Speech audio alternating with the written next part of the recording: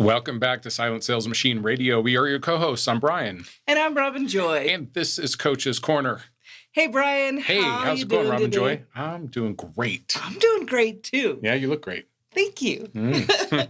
Aw. Yeah. So what's on your mind today, Brian? Get us going. It was a great week of coaching this week. Yeah. And many topics, like, the whole point of this podcast is that we get topics that come up here from actual coaching sessions. Right.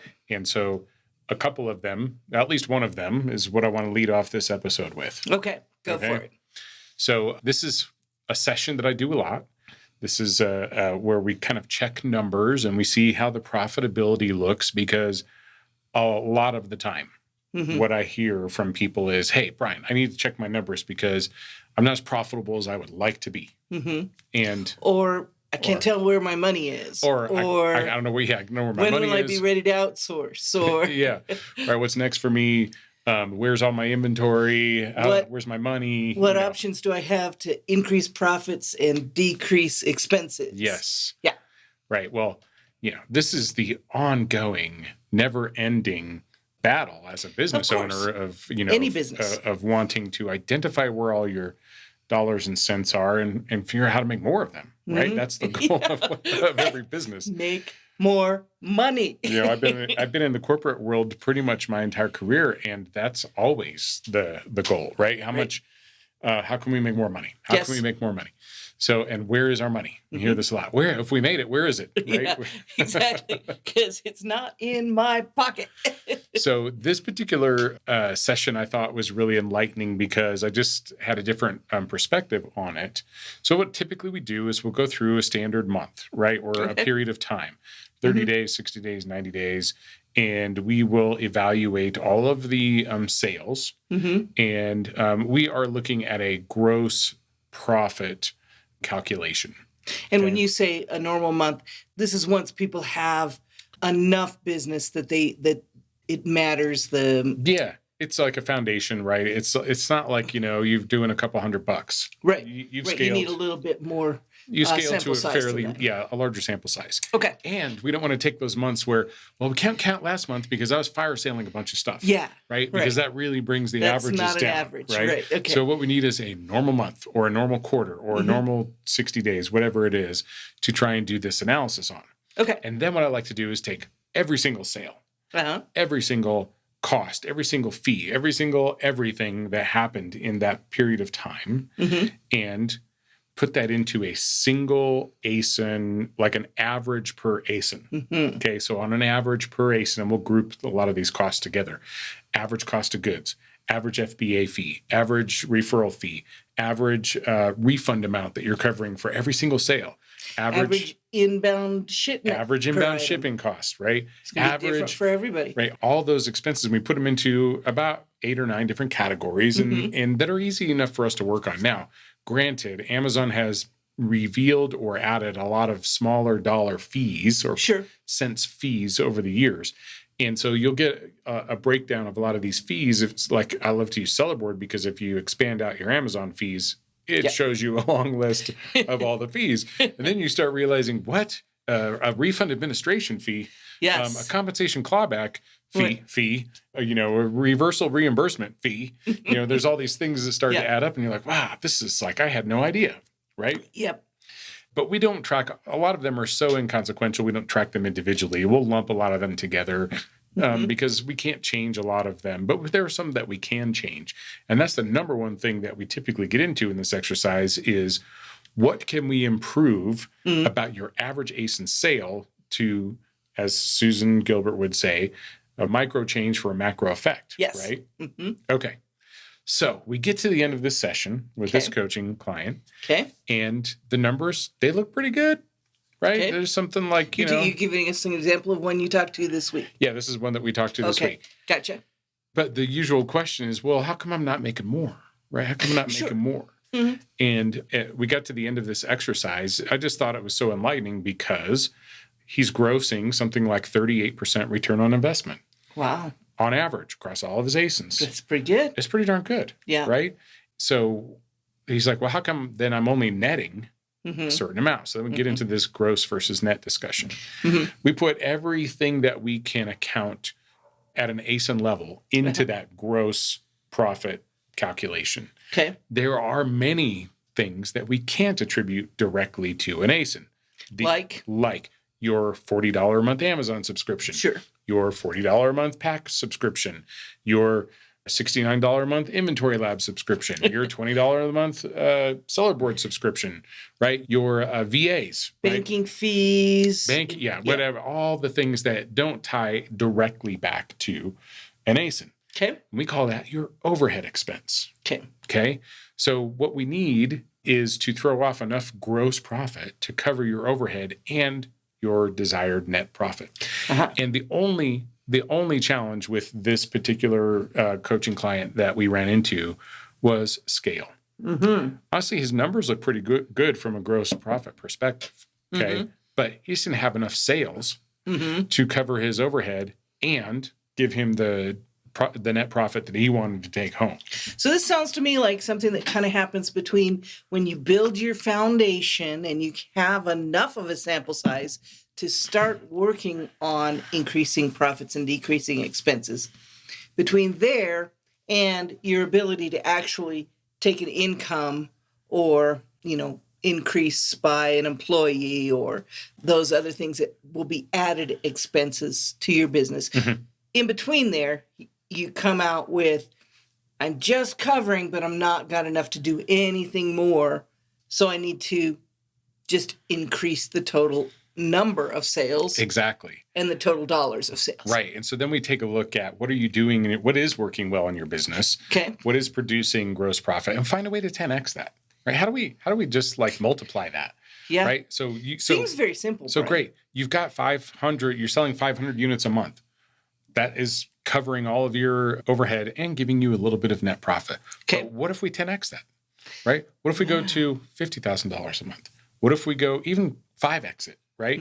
All of a sudden, our overhead expenses don't grow at the same rate as the other expenses do, and so we're able to outpace the overhead with the gross profits, and that's how we increase our take home. Right? Okay, so how do we 10x it though? That's a big question. Poof, I 10x you. Does that work? Yeah. Well, this is where we start talking about. I order you to 10 times as much as you're doing. Well, let's talk about the governors in your business. There are 3. Yes. Okay. Time, money, and ASINs. Actually, there are 4. The 4th one is you. Oh, once I get filled up, then I bottleneck. Exactly. So we got to figure out ways to scale. This is what we typically are working on is how do we scale this? Because to get to 10x, it's not like, okay, I need to 10x my time. I need to 10x my money. I need to 10x a human can only do so much. You have so we need to start, leveraging other resources to participate in your business so that that eventually all adds up to 10x, but it's not 10x of you. Okay. Because you're already doing. You really can't truly clone yourself. Hopefully. But if you can have someone else do some of those tasks that you do, then you can spread it out a little. I say, hopefully you're already doing 100%. Yeah. If you're not, by the time you get here. Yeah. If you're not doing 100%, then sure, there's a little bit of room there. Right. And you can feel this pinch of the pinch of pain for a little while you're like, okay, I'm going to double down on this and I'm going to, source twice as much this week. I'm going to prep twice as much this week or whatever it is that you are still doing. And you can do that for a short amount of time. Sure, you can. Yeah, and that's the intense focused effort, right? You're diving back in, pushing a little further before you take a breath again. Yeah, but eventually the hustle doesn't cut it anymore. What you need are systems. Right? The systems, this allows you to scale much more easily. So it's not a random thing. It's not just when you have the extra time. It's not just when you have whatever it is that you're putting into the business. It's a predictable. Oh yeah, we talk about this all the time. Right. Predictable. Sustainable. And scalable. Right. So if you are in that place where, okay, I'm spinning all the plates right now, and I have managed to figure out a way to outsource some of my business, and I do still have a net profit, but I want more of a net profit. Then you got to start bringing in other people to help you spin the plates, or other tools or services to help you spin the plates, and probably a mixture of all of the above. Yeah, exactly. Okay. Yeah. So anyway, it was good. Like a lot of people they come out of that meeting and they're kind of down, like, oh, I'm only doing 30%, or I'm only doing 25%, or I'm only doing 38% or whatever. And really, it's good as all profits are good. Yes, John Larson, loving it. Some profits are gooder than others, right? That's right. All profits are good. Some profits are gooder than others. So you want to get to the gooder end of that. Right. But the way to do that is to identify what you have and then move the needle. Right. Right. You cannot move the needle until you know where it is to start with, right? I started to say this a minute ago. Usually we end up in one of two places at the end of this call. Or I'm sorry, at what is the genesis of this call? Okay. Either I'm at scale and I would like to improve my profitability, or I'm not quite at scale yet. And so how do I, scale the business so I can also improve my profitability? Right. Usually always about profit. The at scale ones are interesting because at scale, we already have a lot of that stuff outsourced, right? We already have systems in place. We already have resources in the form of tools or services or subscriptions or people who are helping us with this. So now this is a really fun exercise, because then we can look at the numbers, the metrics in your business through that analysis, compare it to kind of what the quote unquote industry average is, and see where you can make improvements. Yes. How do we decrease your inbound transportation costs? How do we decrease your FBA fee? How do we decrease your overhead expenses? And when you're doing 1,000, 3,000, 5,000 units a month, even a few cents of improvement makes a huge difference. That's right. Overall. That's right. Yeah. So I just want to point out before we move on that these are the kind of things. This is just a small example of the kind of things that you can get if you don't have a one-on-one coach. You can't really get this. It's not for, this is about as general as we can explain it, but your coach can go through these numbers with you and help you build and help you move that needle. That's right. And give you ideas from their experience in helping a lot of people do this. So keep that in mind when you're considering one-on-one coaching. Yes, that's exactly right. Okay. All right. So we'll put that topic to bed. All right. So let's talk about what we call the Anchor ASIN Trap. Oh, yeah. We were talking about this the other night. Yes. The Anchor ASIN Trap. Or the unicorn ASIN. The unicorn ASIN causes often the Anchor ASIN Trap. Yeah. We see this a lot where people are looking for the magical ASIN, right? Yeah, that one ASIN that I can put, $20,000 in a month and I'll get $50,000 a month back. And, that's what I'm looking for. Ideally, we would just be able to do that in one thing. What's the problem with that? Well, we know that ASINs come and go. Anything can happen. Anything can happen to any ASIN at any time. At any time. This is why we are continually, I'll say preaching diversity in a business, right? So more than one ASIN, inch deep, mile wide, not mile wide, inch deep. Right. No, I'm sorry.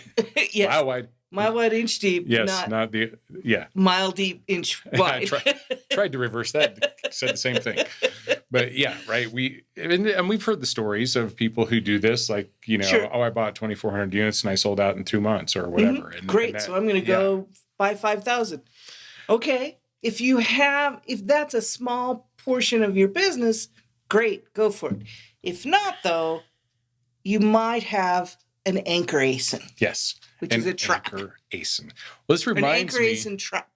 The Anchor ASIN Trap. This reminds me of a company I used to work for back in the aughts. At least it was in the 21st century. Way back in the first decade of this century. And we were a small-ish consulting company, and we had one client that made up over 50% of our annual revenues. So this was the Anchor account problem that we had, the Anchor account syndrome. Right. There are good things about an Anchor account. Sure. You can pretty much depend on them to pay some expenses, and that's going to throw up.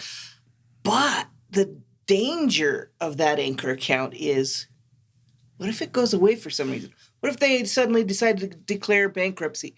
What if they suddenly decide that they're going to go with a different consulting company? Right? Well, this was a fear of the owners of the organization, almost daily fear. Sure. Because what would happen if that business went away for whatever reason is there would be major changes within the organization that we were working in, right? And so we didn't want to be in that position. So we did work hard to diversify with as many different accounts and we were successful in the long run of replicating that. The company was still a big portion, like maybe 25% of our revenue, 25% at the time that I left that organization. But we had diversified a good chunk of that into other businesses. So it wasn't just, 14 accounts plus the anchor account. It was, 40 accounts plus the anchor account. Then if that account went away, it was much less impactful to the organization overall, because let's face it, if that one account went away at the time we were first starting to work on this, half the business goes away. Half the people go away, half the revenues, maybe half the profits, Yeah.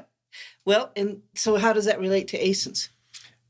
Same This is way our house. with ASINs, It's right? just like an ASIN. If I have 5 ASINs and one of them is making up 50% of my revenue, then I want to diversify that. I want to diversify that out. I want it to not be such a big part of my business. Right. So it's just a percentage. Like that 50% turns it into the same amount every month, but closer to, 10 or 15% would be ideal. And the rest is carried by many other ASINs. No single one of which carries more than, I don't like to go more than 10% per ASIN. I mean, you should have a lot of ASINs. And so that way you can scale too. That 10% can be a much higher number. You can go much deeper as long as you have a balance, as long as that's not going to kill your business if something happens to that.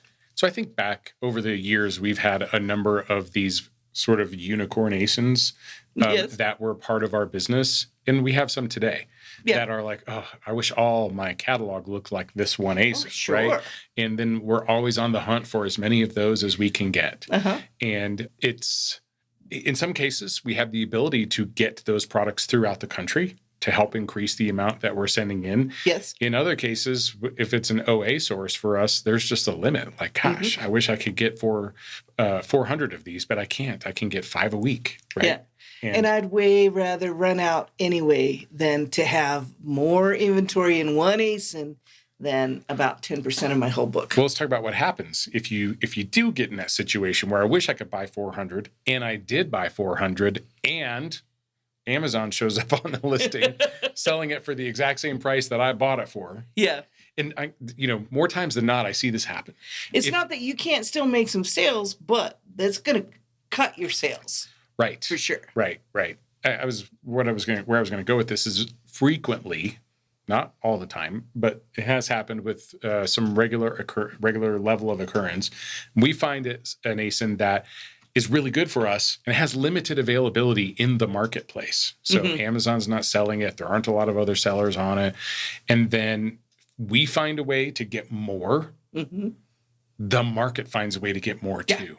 Yeah. And usually that's in the form of Amazon showing up, or all of a sudden everyone else, all the other sellers on the listing get a whole bunch more inventory, or there's a whole bunch more sellers that show up on the listing, right? So this is why we want to keep this balance. We want to keep that in check as much as we can.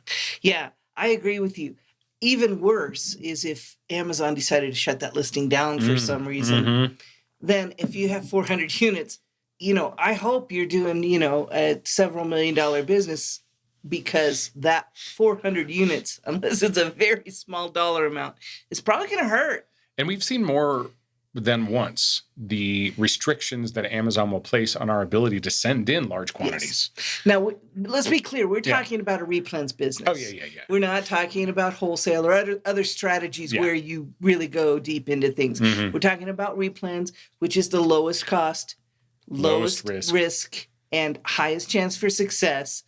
And that's where we start, people. That's where we usually coach, is in that. So I just want to clarify. Yes. There are methods. There are strategies where you will do hundreds and thousands at a time. Yeah. We're talking about the replens strategy. Yeah. Replens. Inch deep, mile wide. Inch deep, mile wide. That's right. Okay, well, you know what cures that problem? More ASINs. Oh, wait. Yeah, that's for later. I jumped ahead a little bit there. No one cures that problem. The unicorn ASIN, we don't want we all have them. We all wish we could have our whole book of business was with them, but there are dangers there. But we do monitor closely. We never want to have more than 10% of the inventory in any one ASIN, 10% of our whole shipment. even. That's our goal. It doesn't always work out that way, but It that's should our be goal. somewhere around there. Yeah. Yeah.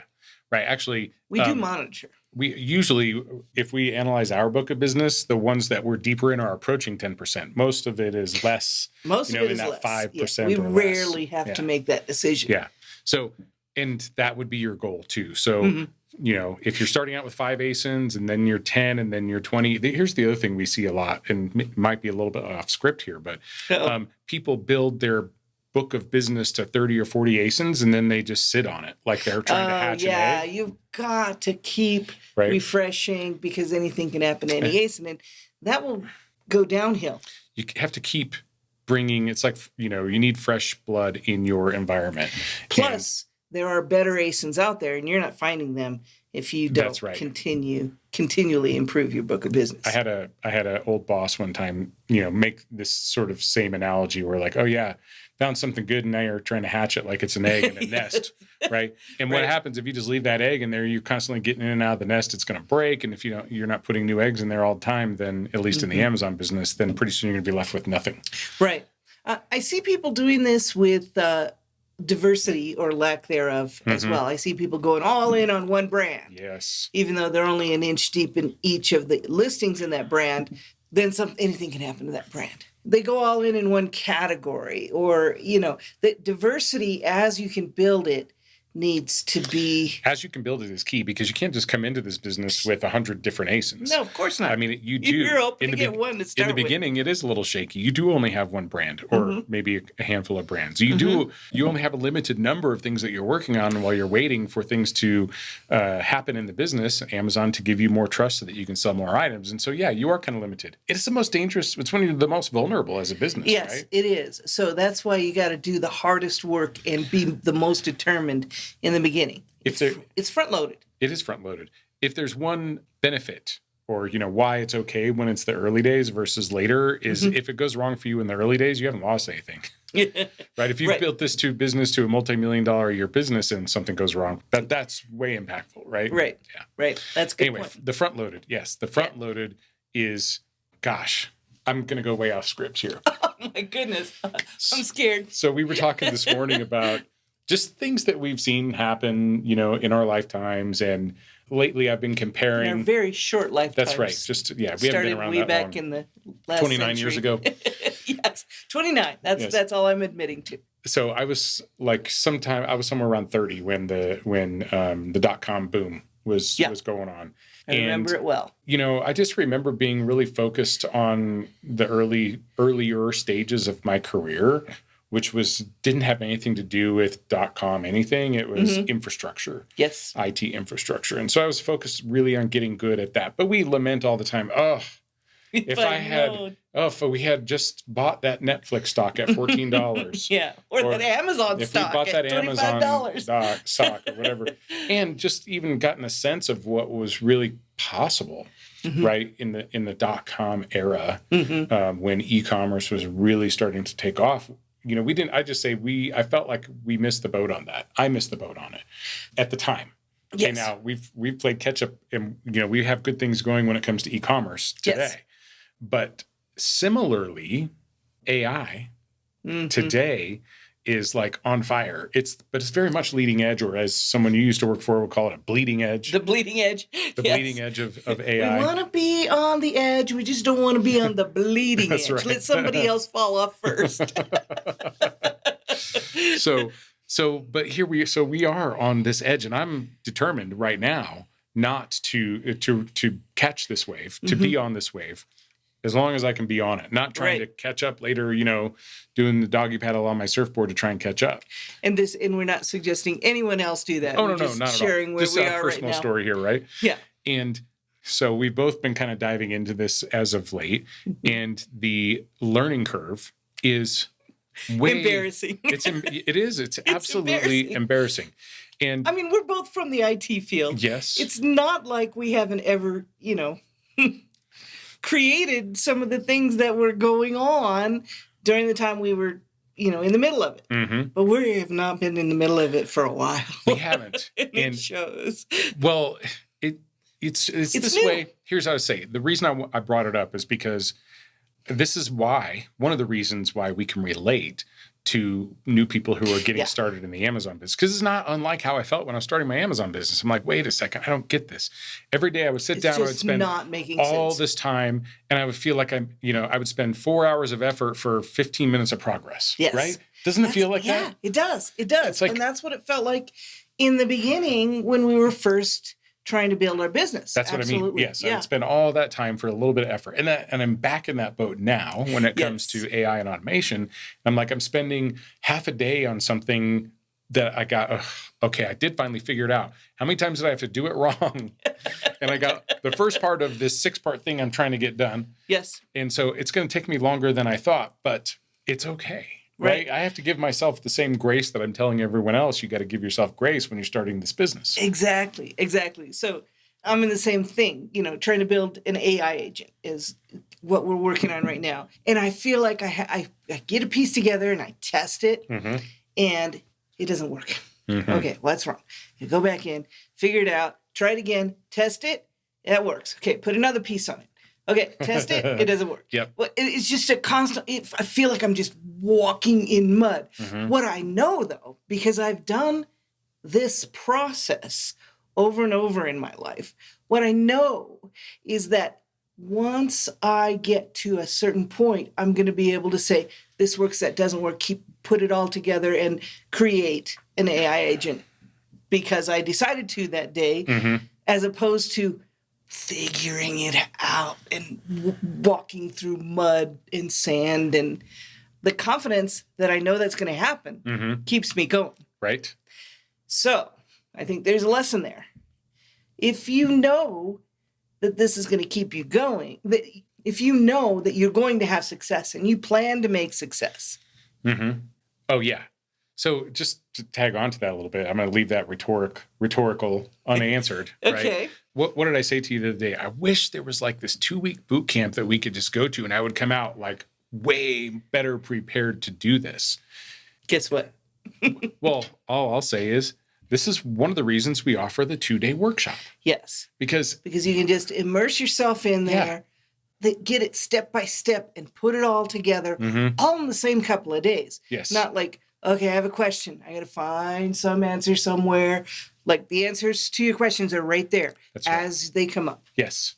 What is the Proven Amazon course? What is the workshop link? ProvenAmazonCourse.com/100. /100. 100. Yeah, 100. So if there were even a 2-day workshop that we could go to that would walk us through all of the things, right, that we would need to be doing here, I'd go. I'm going. Like as soon as we can find one, I'm going. Right. I hear you. Because I don't want it to take 6 months. I need progress now. And this is the way people who are starting an Amazon business feel. Know what I'm trying to accomplish. Yes.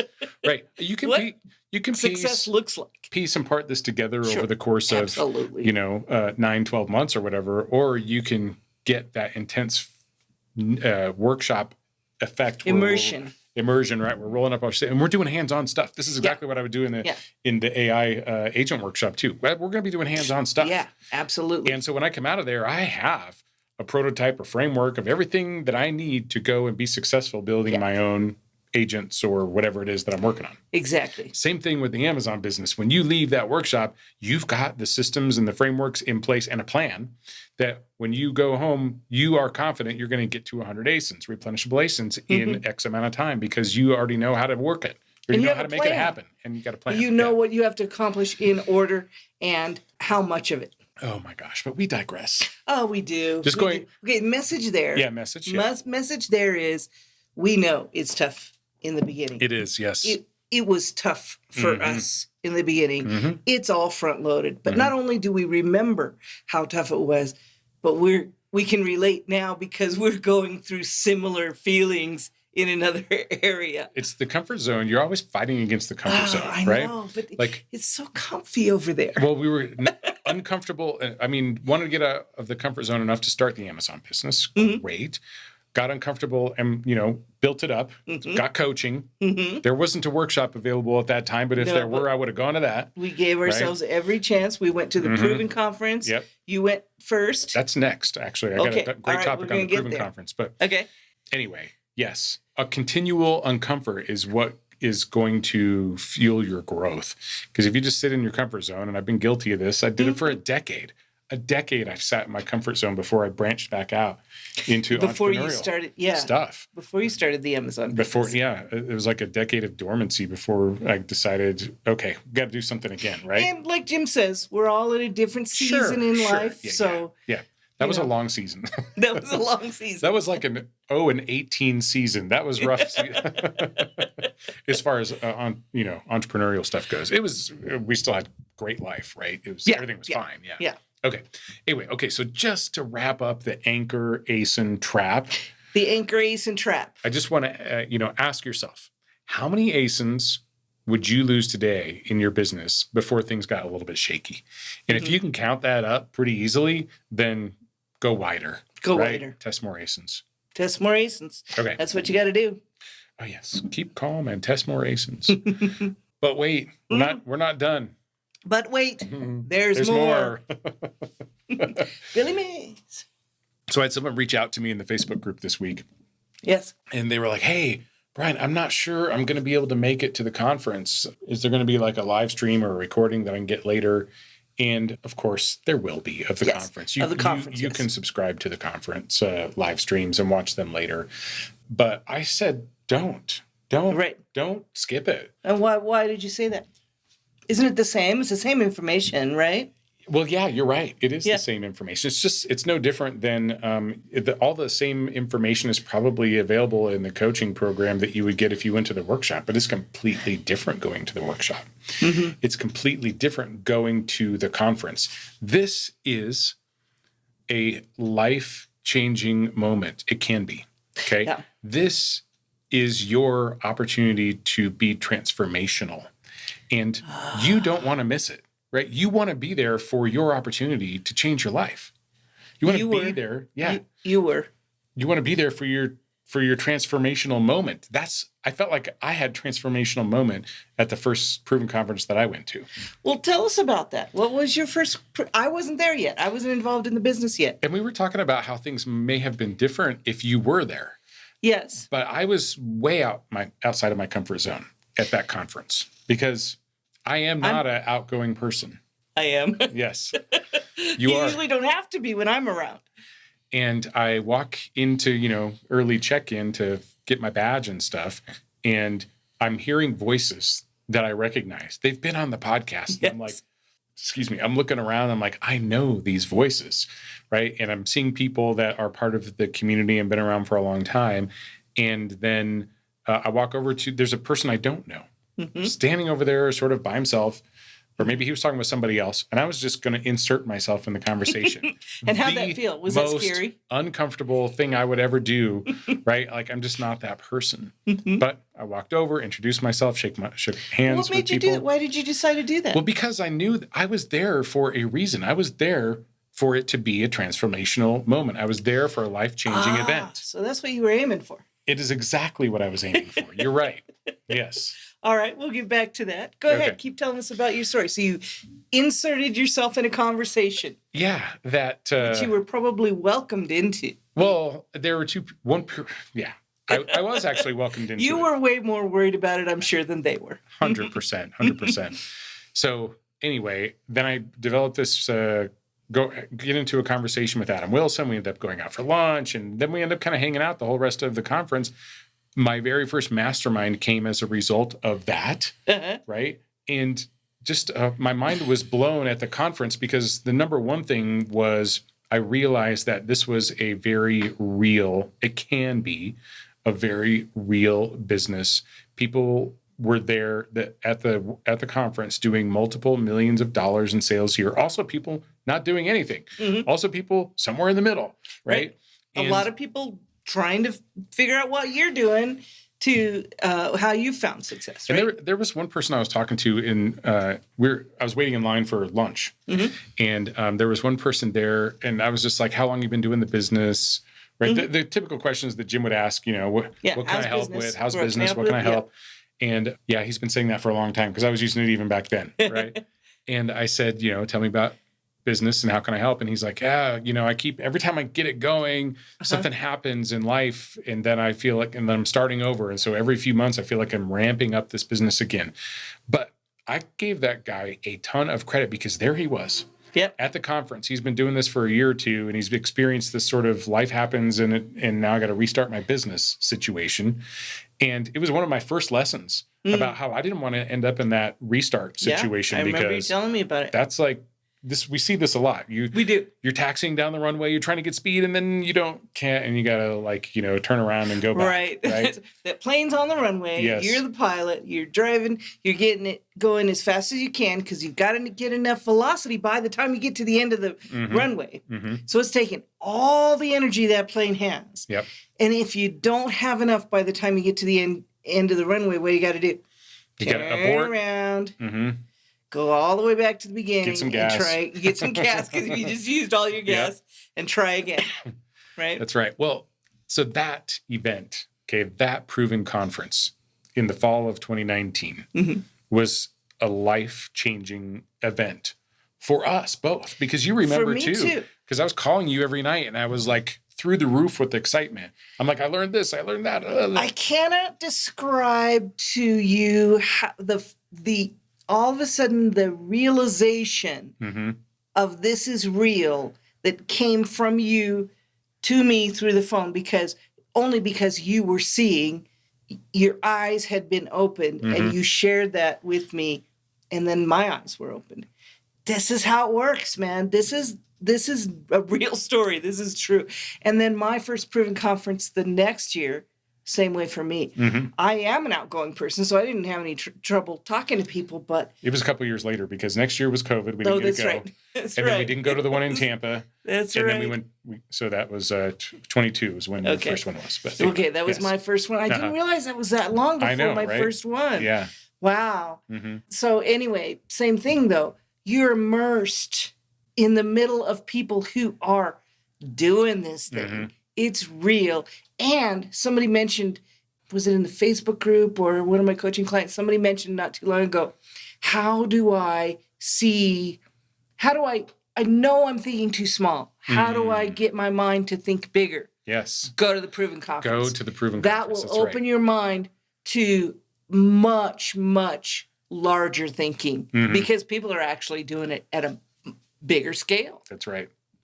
So the other thing that you start to appreciate more, and it maybe starts to sink in a little bit more, is the power of the community. And I kind of, gave the example of the organic mastermind that came out of that, the additional people that I met and the people that we're still friends with today as a result, that has expanded our network.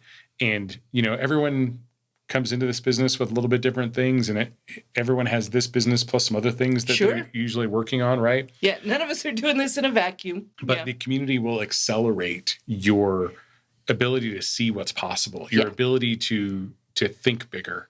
And that's foundational. Oh, it's in moving forward. Yes, it is. So what I told this person was you should pull out all the stops. Make it happen. To make it happen. Don't wait another year for your life-changing moment, right? So Be there. What would change? Yeah, be there for it. But what would change if you walked away from that event with some transformational information, a transformational feeling, a belief? It happens for a lot of people. Don't miss it. A lot of people. Yep. Don't miss it. Yep. If this is your time and you don't go, you're going to miss it. Yep.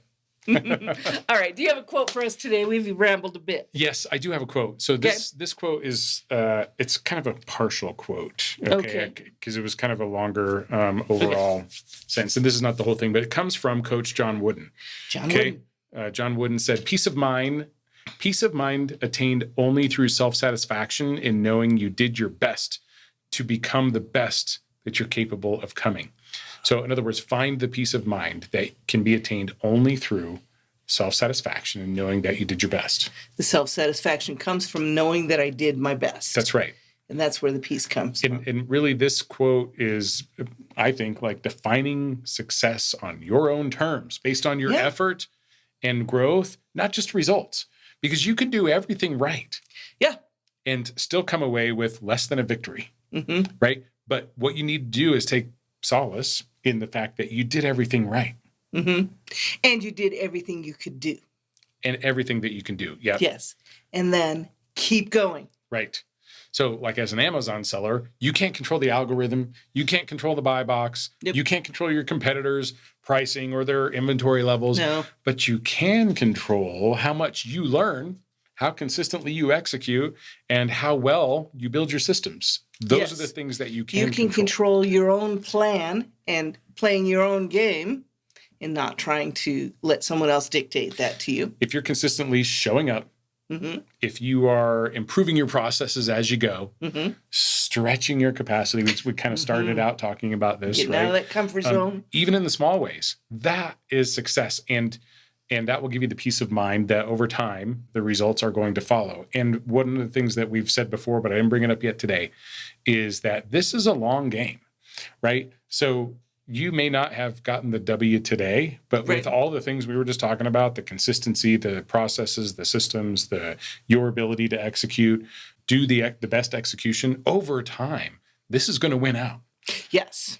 This is going to win out over most people and most other businesses. Raising that floor, raising the worst that can happen, keep making it higher and higher and higher by going wider and wider and wider and doing more and more and more. The game isn't to come in and win in the first quarter. No. Ask Tom Brady. The game isn't even in to come in and win in the first half. That's actually to ask, to the quarterback for the Falcons, who had a 28-0 lead on the Patriots, right? Through the first two quarters. But guess what? The game wasn't over. Right. And consistency paid off. Yes. That team was prepared. I'm not sure they were ever prepared. How do you prepare your team to be down 28-0 at halftime? I don't know, but they were prepared for what would you say? Preparation beats planning. Planning. Mm-hmm. So they didn't plan for that to happen, but when it did, apparently they knew what to do, or they were able to dig deep. That's right. You don't win the game in the first quarter. You don't win the game in the first half. You don't win the game in the third quarter. You win the game when the gun stops. Okay, for us, that gun stops when we decide to call it. That's right. Not any time before that. Never. So this is why those systems and consistency and processes and execution and your ethics and all that stuff makes the difference in the long run. That's right.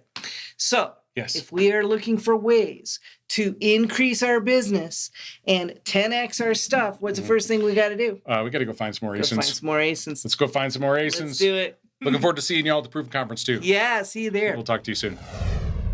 Hey, before I let you go, thanks for joining us today, but I've got a couple special guests I want to spend a couple minutes with. I've got Jeff Schick and Liam Modlin of jeffschick.com. Of course, you've heard us talk about them before. They are our favorite policy and legal experts for all things Amazon, Walmart, for your e-commerce business. Hey, what do you guys got for us today?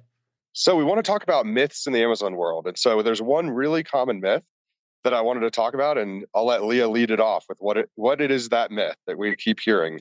Yeah, of course. We do a lot of consultations about people asking questions about their cease and desist letters. And typically their common belief is that they can just throw them away without another thought, without thinking of the potential harms that could follow by ignoring them. Right. Exactly. First sale doctrine rules. I'll just throw it in the trash. I'm allowed to sell this because I bought it, right? All right. Right. What's the pushback there? Or this came from another seller, even though it's clearly on law firm letterhead with a postmark that matches the city where the law firm, letterhead is based out of. Yeah. But somehow it came from another seller. That's another myth too. But yeah, we just want to talk about, how it is important to really think about these, because they are legal documents. You're getting a letter usually from a brand or a lawyer, and a brand can send a cease and desist letter as well. That doesn't have to come from an attorney. It can come from the brand. It can come from a sales manager. It can come from a sales rep. You could even get a cease and desist email, like an email that comes from one of your wholesale reps telling you, hey, we saw you bought these products and our vendor reached out to let us know you're not allowed to sell them online. That could constitute a cease and desist letter. But the biggest problem that we see these days is the after effects of ignoring them. So we've had sellers get sued from ignoring cease and desist letters. We've also had sellers who get their accounts shut down because some brands turn to self-help measures. And so, for instance, they might go and file a confirmed counterfeit complaint, even though it's not true, against a seller because they sent them a cease and desist letter and the seller wanted to keep selling the inventory. So a lot of times, we always try to stress for our clients to remove emotion from the discussion and think about it just in a dollars and cents perspective. How much do you stand to make from continuing to sell this brand? Are we talking about a brand? I talked to one seller the other day. He makes $40,000 a month in profit selling one brand. They send him a cease and desist letter. Well, in his case, he's opting to ignore the letter and keep selling because he makes enough money from it that it makes sense for him to take the risk. I have another seller who received a cease and desist letter. They do $6 million a year in revenue. They ignored it. They got a counterfeit complaint. Their account was shut down for 2 weeks, cost them $500,000 in lost revenue. And they had 2 units with $4 profit potential.